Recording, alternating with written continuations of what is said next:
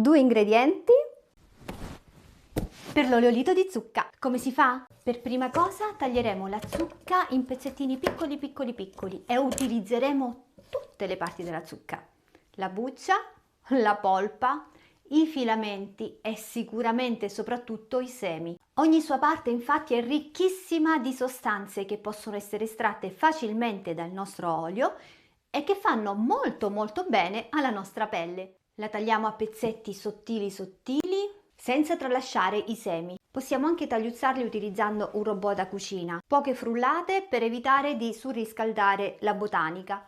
Dopo aver spezzettato ogni parte della zucca, procediamo all'essiccazione. Questo è un passaggio fondamentale che fa di un ottimo risultato un fallimento totale. La zucca è un vegetale che contiene tantissima acqua. Ci sono dei valori medi che attestano che il suo tenore idrico supera il 90%. Quindi se noi andiamo a ridurre il più possibile l'acqua che c'è al suo interno, andremo a ridurre notevolmente la possibilità di proliferazioni strane di batteri e di muffe. Quindi dobbiamo procedere a essiccare, ma nel modo giusto, perché tante sostanze che sono presenti e che vogliamo estrarre con il nostro olio sono termolabili. Quindi temperature se non dovranno superare i 40 gradi e sicuramente lontano dalla luce diretta del sole. Quindi il top è utilizzare l'essiccatore, un programma a 40 gradi, il tempo necessario per essiccarla.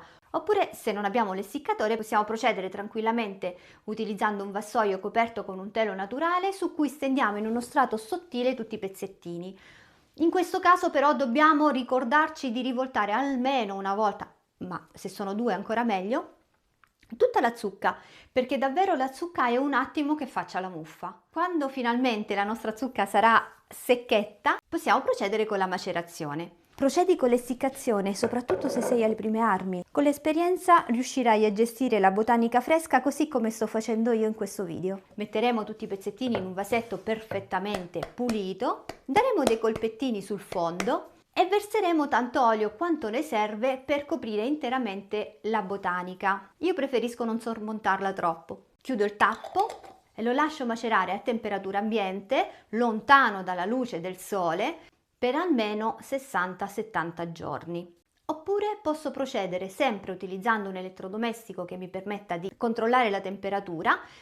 In questo caso utilizzerò appunto l'essiccatore e metterò il mio vasetto sempre ben chiuso ad una temperatura di 40 gradi per 36 ore. Trascorso il tempo di macerazione è pronto per essere filtrato, imbottigliato e utilizzato. Ma come lo possiamo utilizzare? Innanzitutto lo possiamo utilizzare puro sulla nostra pelle o in aggiunta a creme, unguenti, lozioni particolari e servirà a lenire la pelle quando questa è arrossata o irritata. Aiuta anche a eliminare le piccole cicatrici e a contrastare l'insorgenza di rughe. È molto utile anche in caso di smagliature. Infatti, tutta la totalità delle sostanze liposolubili che abbiamo estratto col nostro olio lavoreranno in sinergia per aiutare il trofismo della nostra pelle.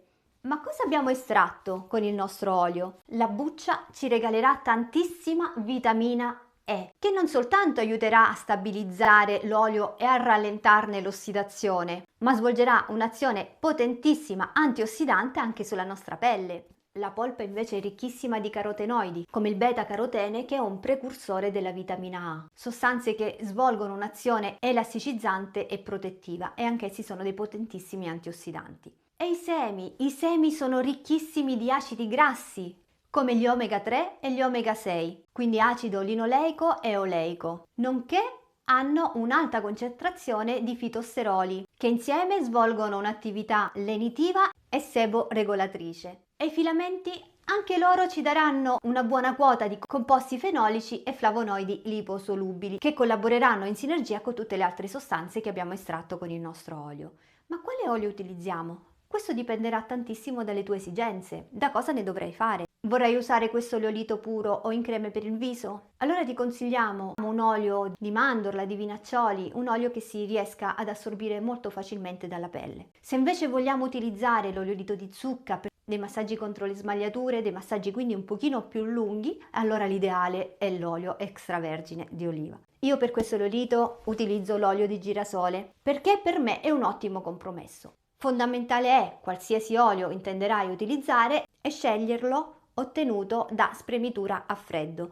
In questo caso infatti l'olio sarà ottenuto non tramite alte temperature o solventi, ma semplicemente grazie ad un'azione meccanica.